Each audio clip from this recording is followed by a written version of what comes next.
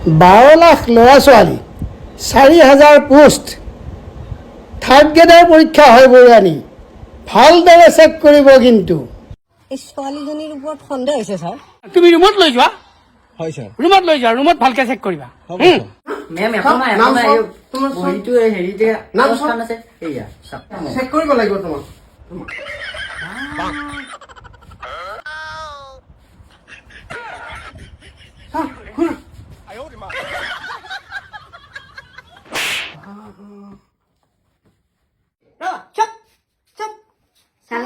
নাই নাই একো নাই চপ একো নাই সন্দেহ হৈ আছে মোৰ নাই নাই একো নাই